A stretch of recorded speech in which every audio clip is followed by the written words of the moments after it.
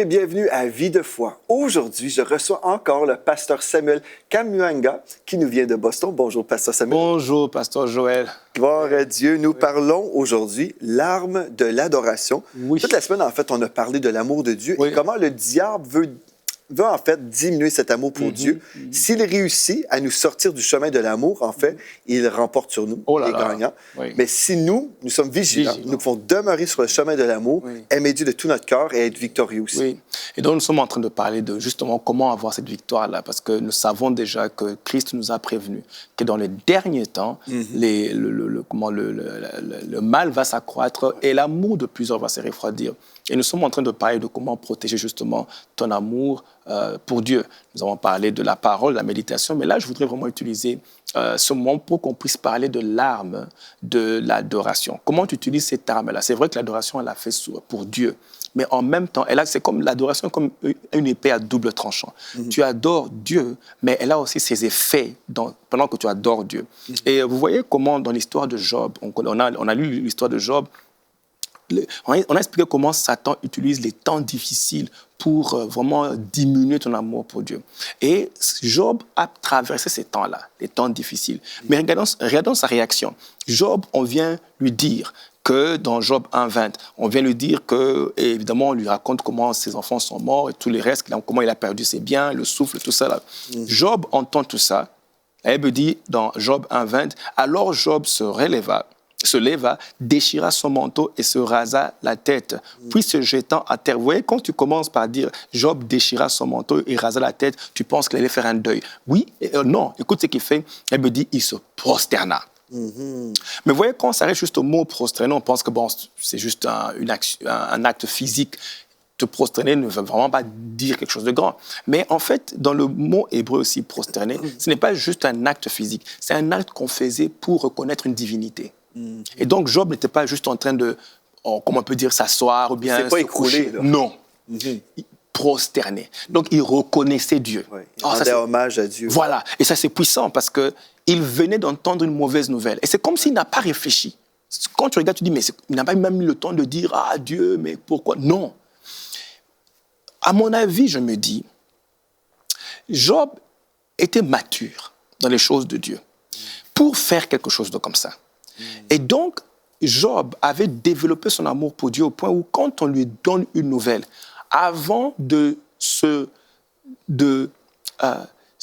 lancer dans les pourquoi, comment, tout ça, la première chose que je fais, avant de réfléchir, je commence par là. C'est qui sortait de ma bouche en premier lieu. L'action que je ferai en premier lieu. Je vais d'abord adorer parce que j'ai besoin d'entendre ce que Dieu a à dire à ce sujet. Vous voyez, si tu sautes cette étape, le diable va te parler. Il se prosterna.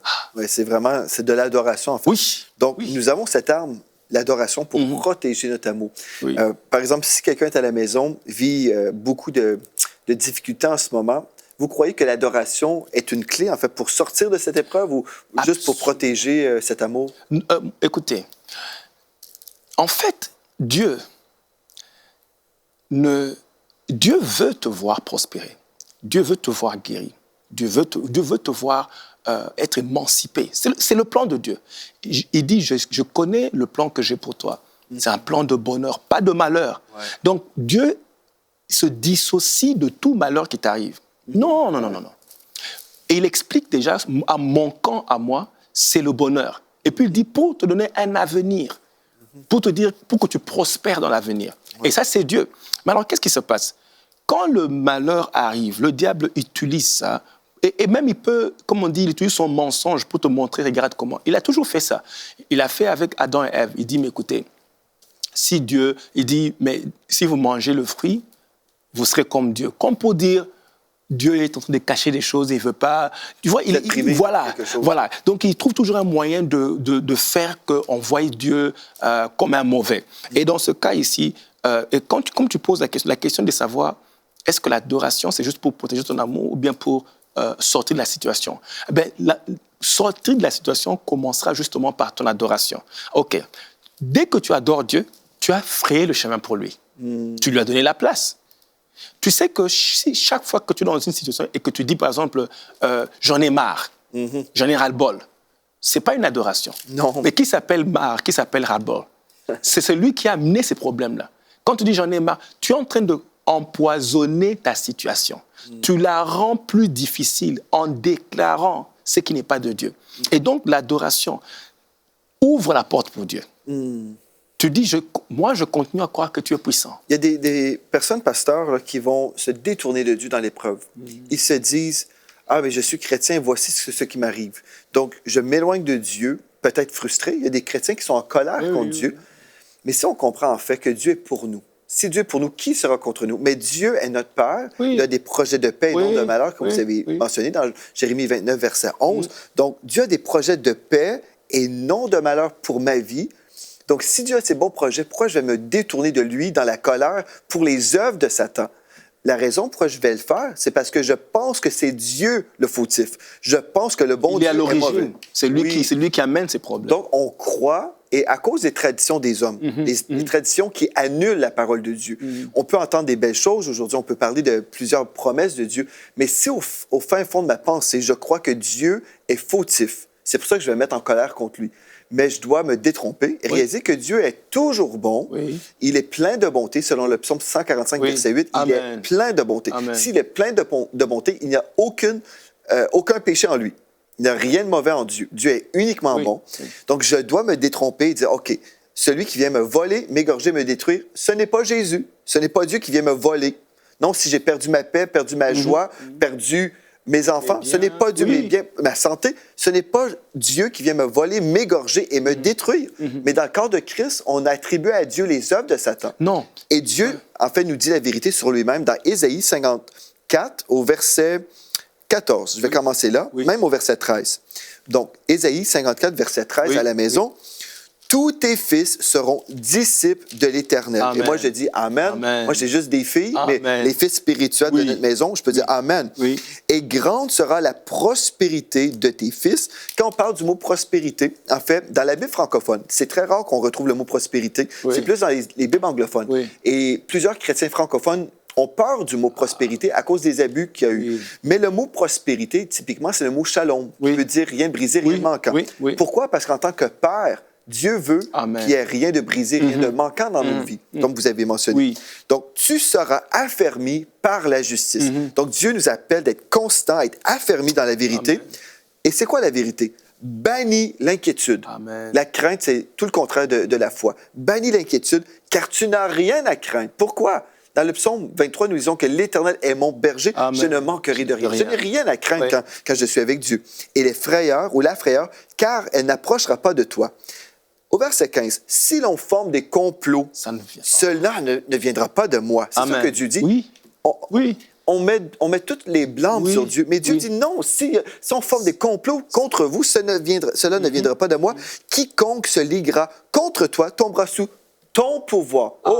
Ici, ce texte-là nous parle qu'on a une autorité spirituelle. Donc, le diable nous attaque et des fois, on dit, ah, mais Dieu permet ce que nous permettons. Parce que Dieu a donné à l'être humain l'autorité, une autorité spirituelle. Donc, je peux dire à la diable, arrière de moi, Satan. Ou je peux dire, oh, pourquoi Dieu? Pourquoi tu permets toutes choses? C'est là que le diable, parce qu'en fait, il utilise ces situations pour que tu ouvres la porte, que tu dises, si tu n'utilises pas ton autorité, si tu ne te positionnes pas, que tu stand your ground, comme on dit, se tenir dans la foi, là. Tu restes pas dans la foi, là, tu lui as laissé libre cours. Et c'est ce qu'il veut, t'amener au point où tu lui laisses libre cours. Parce que le malheur qui vient ne t'a pas encore assommé aussi longtemps que tu restes tu crois en Dieu. Mais si tu subis et que tu tombes dans le piège, c'est là que tu es assommé. Donc, il ne faut pas penser que parce que le malheur est venu que tu es assommé. Job a connu le malheur, Dieu l'a multiplié plus que ce qu'il avait avant. C'est ça. Mais regarde la clé. Il s'est jeté. Moi, je dirais que ça a commencé par son attitude. Il n'a pas commencé par dire « Oh là là, mais Dieu. » Non, il s'est prosterné. Il a adoré Dieu. Donc, cette attitude a donné la permission à Dieu. Je pense alors qu'une mauvaise attitude donne la permission au diable. Donc, l'adoration, ce n'est pas simplement un chant le dimanche matin. L'adoration, c'est toute une vie, en fait. C'est le sacrifice de toute notre vie où nous vivons pour Dieu. Oui. Au verset 17 du même chapitre, Isaïe 54, verset 17, un texte qu'on a souvent lu, là, toute arme forgée contre toi sera sans effet, et toute langue qui s'élèvera en justice ou en cour, si on veut, contre toi, tu la condamneras. C'est ça, c'est à nous de la condamner. Tel est l'héritage des serviteurs de l'Éternel. Tel est le salut ou la délivrance qui leur viendra de moi, dit l'Éternel. Donc, Dieu est celui qui veut nous délivrer des œuvres de Satan. Dieu ne s'associe pas avec Satan pour nous détruire. Non. Dieu n'est pas partenaire avec Lucifer. Non. Mais plusieurs chrétiens le croient. Et je crois que ça doit être clarifié dans l'esprit des chrétiens. Dieu n'est pas l'auteur des malheurs. Amen. Ça doit être clair. Parce que sinon, tu vas... Et moi, je pense que c'est ça, vraiment même le piège du diable. Regarde, Adam et Ève... Il nous séduit. Adam et Ève pêchent, Dieu vient pour les restaurer, eux, ils fuient Dieu. Quand ça ne va pas, la bonne adresse, c'est vers Dieu. Quand ça ne va pas, c'est... Parce que c'est lui qui a le pouvoir de te restaurer, de pardonner tes péchés. Lui peut pardonner. Donc, tu peux aller vers lui. Donc, ne t'éloigne pas. Quand ça ne va pas, tu cours vers lui. Exactement. Oui, c'est ça. C'est exactement ça. Il y a des gens, quand ça va mal, on se détourne de Dieu, mais c'est lui qui peut te sauver. Il a ce qu'il faut pour t'aider. Oui. Il va te protéger, il va te préserver. Vous savez, tout ce que Jésus faisait était approuvé par Dieu. Amen. Parce qu'il faisait ce que le Père lui demandait de faire. Maintenant, regarde ce que Jésus fait. On lui apporte la femme pécheresse. Plutôt la femme attrapée en flagrant délit. On l'amène devant Jésus et puis on dit elle doit être lapidée. Jésus utilise même la loi pour protéger la femme. Et donc pour dire que tu peux aller vers lui et il va te protéger. On doit arriver au point de comprendre que Dieu n'est pas là pour te démolir. C'est ça. Ah, ça, on doit le comprendre. Amen. Et vous savez, j'aime beaucoup le psaume 91, le texte, le premier verset. Celui qui demeure. Amen. Celui qui demeure, sous l'abri du Très-Haut. Celui qui demeure. C'est pas quelqu'un qui vient de temps en temps. Non, mais celui qui demeure avec lui. Et quand ça va mal, il faut demeurer. Il faut demeurer sous l'abri du Très-Haut. Quand c'est une tempête dehors, là, on va aller se trouver un refuge. Donc, celui qui demeure sous l'abri du Très-Haut repose à l'ombre du Tout-Puissant. Au verset 2. On revient à ce qu'on a vu hier ici concernant la méditation de la parole. Mais là, ici, ce texte-là, je dis à l'Éternel, mon refuge et ma forteresse. Je le dis de ma bouche, là. C'est lui, là, mon refuge et ma forteresse. Je déclare ma foi en lui. Mon Dieu en qui je me confie. Alléluia. Et là, on pourrait méditer sur le psaume 91. Mais je trouve que c'est un texte tellement glorieux. C'est tellement merveilleux. C'est la vérité. Au verset 10, « Aucun malheur ne t'arrivera, aucun fléau n'approchera de ta tente, car il ordonnera à ses anges de te garder dans toutes tes voies. » Et moi, je l'ai vécu dans ma vie. Hein. J'ai pratiquement eu plus qu'un accident de voiture, mais Dieu m'a protégé surnaturellement à 2 reprises. Wow. Surnaturellement. Une fois, ma voiture, je m'en allais frapper un mur de pierre. Ma femme et moi, on a crié parce que vraiment, il y avait de la glace. Là. Pas de la glace à manger, mais des glaçons. Et puis, là, on a crié, ma femme et moi, Jésus, et notre voiture a fait On l'a vécu. C'est un miracle de la part de Dieu. Dieu nous a protégés.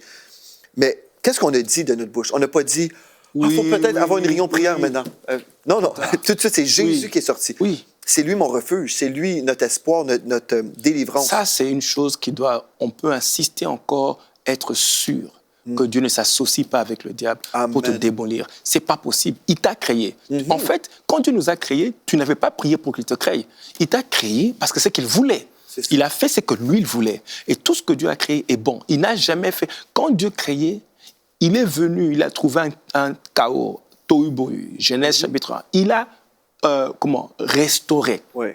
Dieu ne vient pas pour détruire. Le destructeur, c'est le diable. Le voleur, c'est le diable. Amen. Et donc, Dieu ne peut pas s'associer. Et chaque fois que tu vois un malheur, sache que ça ne vient pas de Dieu. Parce qu'il y a des gens, je sais, j'ai fait une série il n'y a pas si longtemps sur les épreuves dans la vie du croyant, la souffrance et les épreuves que vous pouvez retrouver sur MCTV. Mais en fait, il y a des gens qui disent, oui, mais quand on lit dans l'Ancien Testament, Dieu juge. Mais juste vous aider à comprendre.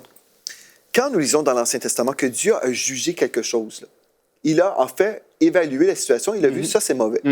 Et le décret de sa bouche, c'est un jugement, ça, c'est péché. Ce qui est péché est péché. Quand Dieu juge ensuite ce qui se produit, c'est que en fait, il y a des lois spirituelles en opération. La loi des semences et des récoltes. Dieu a déclaré quelque chose et ça donne un accès au diable qui vient terroriser, qui fait des choses. Mais le fait que Dieu dise quelque chose, ce n'est pas lui forcément qui va le faire. Non. Donc, Dieu va toujours dire la vérité. Ça, c'est péché, c'est mauvais. Il y a une loi qui va être là, qui va s'opérer. Et le diable aussi travaille dans l'invisible. Mais si on revient, il faut faire une étude, en fait. On a passé 5 émissions juste sur des textes difficiles dans l'Ancien Testament que vous pouvez retrouver sur EMC TV. Mais quand on découvre le cœur de Dieu, on voit premièrement que Dieu a tant aimé le monde qu'il a donné son Fils. Jésus pour nous sauver. On voit aussi que Jésus a paru afin de détruire les œuvres du diable. Pas pour y participer, pour détruire les œuvres du diable. Et nous voyons le cœur du Père dans la vie du Seigneur Jésus-Christ. Si on voit dans Actes chapitre 10 au verset 38, le texte nous dit, vous savez comment Dieu a oint du Saint-Esprit et de force Jésus de Nazareth qui allait de lieu en lieu, faisant du bien et guérissant tous ceux qui étaient sous l'empire du diable. On voit l'empire du diable. Jésus était pour la guérison, le diable était pour la maladie. C'est 2 équipes différentes. Il faut choisir notre camp. Il ne faut pas confondre les camps. Je crois que dès que ça c'est clair, alors il y a lieu de bénir Dieu dans le problème. Dès que tu sais que ça ne vient pas de Dieu, alors tu peux aller lever tes mains vers l'Éternel et dire, Seigneur, je te bénis parce que tu es ma solution. Dès que tu fais ça, tu as ouvert la porte maintenant à Dieu. Et tu sais, c'est très puissant parce que tu vas remarquer que des gens comme David, des gens comme Paul avaient compris ce principe. Quand David a jeûné et prié pour que son fils ne meure pas, celui qu'il a eu avec Bersheba le premier, et l'enfant est mort. La Bible dit qu'ils ont eu même peur d'annoncer à David que l'enfant était mort. Mais parce qu'ils se disaient, quelle réaction, qu'est-ce qui va se passer? Mais quand on lui a dit, la Bible dit, il est allé se laver, s'est parfumé, il a pris sa guitare, il est allé devant l'arche. Il a commencé à adorer Dieu. Donc ils se sont dit, mais pendant que l'enfant était vivant, tu priais et pleurais. Et maintenant l'enfant meurt, tu... Mais en fait, quand tu fais ça, ces gens-là ont vu la main puissante de Dieu à cause de ce qu'ils ont fait. Quand David a fait ça, Dieu lui a donné Salomon. Ça veut dire que ce n'était pas la fin de l'histoire. Et vous voyez, deux fois, nous, on empoisonne. Tu empoisonnes la situation, tu déclares des choses qui n'ont rien à voir avec Dieu. Et là, Dieu sait que, en fait, il n'a pas la permission, tu ne l'as pas honoré dans la situation. C'est vrai que ça peut faire mal. Et moi, je dirais que l'adoration dans les temps difficiles est une preuve que tu honores vraiment Dieu. Amen. Et ça, le diable est désarmé. Il n'a pas d'argument. Si dans le temps difficile, tu vas dire à Dieu, je te bénis. Là, le diable, il est désarmé, il n'a pas d'argument. C'est ce qu'en fait, il cherchait à avoir un argument contre Job. Il cherchait à avoir quelque chose. Et Job a passé le test. Il a béni Dieu. Et c'est ça une adoration sincère. C'est une adoration qui prouve que ce n'était pas à cause de ceci ou cela. C'est parce que je t'aime vraiment. Et j'ai tout perdu dans cette douleur. Je t'adore. Je crois qu'on appelle ça, en anglais, on dit sacrifice d'adoration. Comment on dit ça? Oui, sacrifice d'adoration. Oui, c'est un sacrifice. Ça t'a coûté de dire, Seigneur, tu es Dieu. Un sacrifice de louange. De louange. Ça t'a coûté. Tu t'es sacrifié. Tu as dit non aux pensées qui pouvaient venir, de dire maudit Dieu. Je pense que le test de Job, c'est le test de tous les chrétiens tous les jours. Job n'est pas le seul qui est passé par là. Nous sommes tous tentés à dire, mais pourquoi Dieu a laissé? Pourquoi Dieu ne m'a pas dit? J'ai donné ma dîme, j'ai servi 10 ans, j'ai fait 30 ans dans le ministère, pourquoi ça m'arrive? Il y a toutes ces questions qui nous arrivent. Et je pense que ce test-là, dès que tu le passes, tous ceux qui ont passé ce test ont vu la gloire de Dieu après. Et une chose aussi intéressante, c'est que souvent on se réfère au livre de Job et on le prend comme modèle. La Bible nous dit dans Jacques qu'il est un modèle de patience. Mais en même temps, on doit comprendre qu'il n'était pas dans notre alliance aujourd'hui. Il y a une différence. Il n'était pas né de nouveau. Nous avons le Saint-Esprit en nous et nous avons aussi une nouvelle alliance qui est même supérieure. Alléluia. Donc ça, c'est une chose. Donc, des fois, il faut faire attention parce qu'il y a plusieurs chrétiens, dès qu'ils vivent des choses, ils disent « Ah, ben je suis comme pauvre Job. » Mais un instant, non. Si vous êtes aujourd'hui, vous vivez, vous respirez aujourd'hui, bien vous êtes dans une autre alliance. Donc, ou bien même de fois ils disent, j'aime ce point-là que tu relèves, je crois que c'est important, ça va aider quelqu'un. Ou bien de fois on dit, non, mais c'est bon, cette situation a duré, c'est Dieu qui me donne ma croix, je porte ma croix. Rien à faire. Jamais. La croix n'a rien à voir avec la souffrance. La croix a à voir avec la volonté de Dieu. Donc, porter la croix, c'est faire la volonté de Dieu. Ça ne veut pas dire souffrir. Ça ne veut pas dire d'être maudit. Non. Parce que Christ nous a rachetés de la malédiction de la loi afin que la bénédiction d'Abraham soit notre portion. Donc, Galates 3,13 nous dit que nous avons été rachetés de la malédiction, pas pour être maudits à nouveau, pour entrer dans la bénédiction d'Abraham. Donc, ça, c'est très important. Si on fait la part des choses, on dit, OK, Dieu est notre Père, notre Père nous aime, il a des projets de paix et non de malheur pour nous. Le diable est contre nous, il veut nous voler, nous égorger, nous détruire. Je vais trouver mon refuge en Dieu. Si je vis des épreuves, je ne vais pas accuser Dieu, jamais, parce que Dieu est ma source de délivrance, il n'est pas ma source de problème. Non. Et là, ce que je vais faire, devant cette situation, comme vous dites, on va adorer notre Dieu, on va l'adorer pour la vérité. On va le remercier en toutes choses, pas pour toutes choses, parce qu'il y a des choses que Satan m'envoie. Je ne vais pas lui dire merci pour des accidents de voiture ou pour le cancer. Non, je vais remercier Dieu en toutes choses. Et là, qu'est-ce que je vais faire? Dans Romains, chapitre 8, au verset 26, nous lisons, « De même aussi l'Esprit nous aide dans notre faiblesse, car nous ne savons pas ce qui nous convient de demander dans nos prières, mais l'Esprit lui-même intercède par des soupirs inexprimables. Et celui qui sonde les cœurs connaît la pensée de l'Esprit, parce que c'est selon Dieu qu'il intercède en faveur des saints. » Donc, on va prier, inspiré par le Saint-Esprit, qui prie en notre faveur. Et là, au verset 28, nous savons du reste que toutes choses concourent au bien de ceux qui aiment Dieu, de ceux qui sont appelés selon son dessein. Pourquoi? Parce que je viens de prier en esprit. Si je ne prie pas en esprit, si je me mets en colère contre Dieu, et Dieu, pourquoi? Non. Toutes choses concourent pas à mon bien, là. Non. Mais si j'adore Dieu et je prie en esprit pendant l'épreuve, Dieu va travailler dans le monde invisible, en fait. Il va orchestrer les événements dans le monde invisible que je ne vois pas. Il va tout orchestrer ces choses-là pour que ça concourt à mon bien.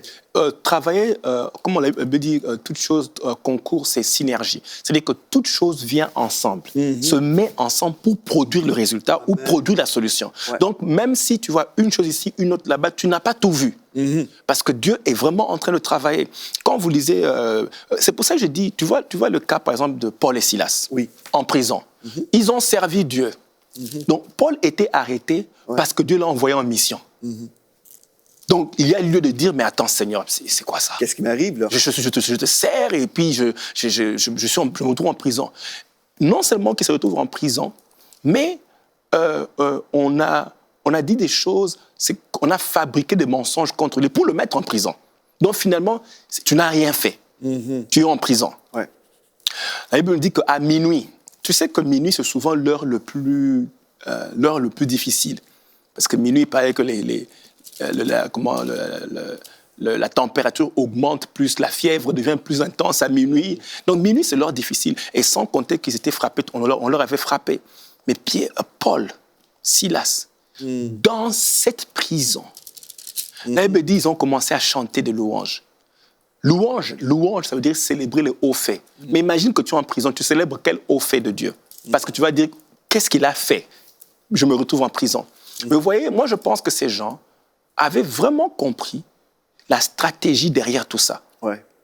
Si je commence à maudire ce moment, tout va s'effondrer sur moi. Mais si je loue Dieu, je lui donne la permission de venir régler ce problème. Et voilà ce qui est arrivé. Dieu a réglé le problème, il a intervenu. Absolument. Et je pense, aussi, en vous écoutant parler, je pense à Joseph. Joseph qui a été vendu par ses frères en Égypte. Quelle horreur d'être vendu, trahi par ses propres frères. Après, il se retrouve dans une situation, il sort de la prison, mais après, il est il est vendu par ses frères, ensuite faussement accusé, se retrouve en prison. Donc, un esclave qui se retrouve en prison. Quelle situation terrible. Et pourtant, il avait reçu de Dieu des rêves, une belle vision pour son avenir. Et malgré tout ça, c'est l'horreur, c'est terrible. On pourrait vraiment se décourager, mais la faveur de Dieu sur sa vie était là. Et cette faveur était irrésistible, dans le sens où le royaume des ténèbres ne pouvait pas empêcher la faveur de Dieu. Il est sorti de toutes ces choses difficiles, et à la fin, il parle à ses frères qui reviennent le voir. Et puis il dit, ce que vous avez voulu faire contre moi pour me détruire, et Dieu l'a renversé pour le bien. Et en fait, c'est ça que Dieu veut toujours faire. Il veut toujours renverser le mal en bien. Peu importe les stratégies du diable. Des fois, nous, on est dans cette situation. On ne comprend pas trop. Mais si nous adorons Dieu pendant l'épreuve, pendant la difficulté, si nous gardons nos yeux sur lui, la présence de Dieu est là. Et la paix de Dieu, qui surpasse toute intelligence, nous garde au cœur. C'est tellement merveilleux. Des fois, on ne comprend pas. Des fois, on ne peut pas expliquer. On peut pas. Mais Dieu est Et puis, on ne voit pas tout. Écoute, elle dit tout concourt, OK? Le tout, là, c'est quoi? Il y a des choses que tu vois, il y a aussi d'autres que tu ne vois pas. Donc, tu peux dire, mais il n'y a que ça, il n'y a que le mal que je vois. Mais attends, au-delà du mal, il y a aussi le monde spirituel dans lequel les anges, la main de Dieu est en train d'agir, mais tu ne vois pas ça. Laisse Dieu agir, continuer à l'adorer. Prends l'adoration comme une stratégie qui te permet de sortir de là où tu es. En anglais, on dit « sing your way out ». Donc, adore, chante jusqu'à ce que tu sortes de là. Ouais. Dieu, et c'est Dieu qui enseigne ça. Dieu dit à Israël, il y a une coalition de l'ennemi, ils viennent contre toi. Les Moabites, tous les autres peuples qui viennent contre toi. Dans 2 Chroniques, il dit au roi Josaphat, envoie-moi les chantres. Je pensais juste à mon même passage. Et mets-les en avant. Là. Mets-les en avant. Mais c'est Dieu qui dit ça. Ouais. Pourquoi Dieu a dit ça? Je veux qu'on puisse comprendre. Dieu sait que vous êtes en guerre. Et il sait que ce n'est pas une petite guerre. Ça, c'est plusieurs armées qui viennent contre toi, un petit peuple. Et donc, Dieu sait que ce n'est pas une bataille que vous allez remporter. Vous n'avez pas la force pour ça. Alors, il dit, envoie-moi les chantres. Pourquoi il demande ça? C'est une stratégie de guerre qu'il leur a donnée. Il dit, vous allez remporter la victoire si vous m'envoyez les chantres. Les chantres arrivent. Écoute ce qu'ils disent. Car ta miséricorde durera jamais. Mais attends une minute, là, nous sommes en plein problème. Mais la déclaration que merci mon Dieu pour ta miséricorde, elle durera jamais. Ça veut dire que même dans cette situation, ta miséricorde est là. Ouais. Alors, ça donne à Dieu la permission. Je veux qu'on insiste que c'est Dieu qui a donné l'ordre. Faites cela. Ouais. Donc Dieu sait qu'on en a besoin. Oui. Dans les temps difficiles, ça fait mal. Tu ne bénis pas Dieu parce que tu es dans le problème. Ce n'est pas ce que nous sommes en train de dire. Ne dis pas merci pour mon problème, merci pour mon accident, merci pour ma maladie. Non. Tu dis merci pour la guérison. C'est ça. Malgré les problèmes, Dieu est là et on le remercie parce qu'il est notre source de délivrance. Oui. C'est ça, on le reconnaît. Peu importe ce que le diable fait ou ce qu'il a fait, Dieu est là. L'Éternel est mon berger, je ne manquerai de rien. Amen. Oui. Il prend soin de nous. Oui. Peut-être je suis dans une tempête, peut-être je ne vois pas la lumière au bout du tunnel, mais je vois Dieu. Dans mon cœur, je sais, Dieu est avec moi. Je ressens sa paix et je sais qu'il me conduit et il me sort de cette situation. Même si je passe par l'ombre de la mort, je sais que Dieu est avec moi. Donc, si Dieu est avec moi, je suis avec lui. Alléluia. Je peux l'adorer, le louer. Et puis, Dieu va se glorifier dans ma vie. Mais je dois marcher dans l'obéissance, tout simplement. Si le roi Jehoshaphat, ou en français... Josaphat. Si il avait dit, non, on ne fera pas ça. Pourquoi adorer Dieu? Nous sommes en pleine guerre. Et non, la victoire était reliée à l'obéissance. Notre victoire aussi est reliée à notre obéissance et notre appel, l'appel que Dieu nous donne de l'adorer aujourd'hui. Malgré le problème. C'est l'obéissance. C'est pas comment tu sens, c'est l'obéissance. Exactement. Mon âme bénit l'Éternel. Alléluia. Oui. Merci beaucoup, Pasteur Samuel, d'avoir été là. Et merci à vous. Vous pouvez nous écrire à videfoi@emcitv.com et dites-nous ce que Dieu est en train de faire dans votre vie aujourd'hui. Et d'ici à demain, soyez richement bénis.